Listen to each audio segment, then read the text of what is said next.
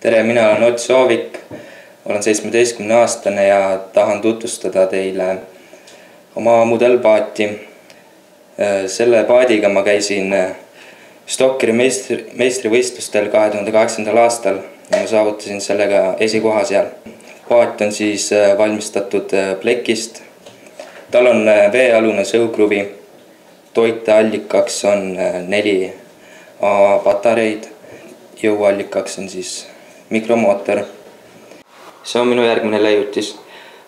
Sellega ma käisin 2007. aastal Stokkeri meistrivõistlustel ehita auto. Sellega ma saavutasin 3. koha. Auto on siis lõviosa tehtud pleksiklaasist.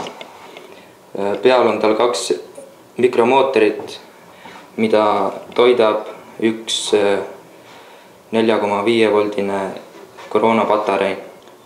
Kiirus tal väga suur ei ole, kuna mootorid on lahjad ja auto mass on suur ja ülekanne on tal rihmaga.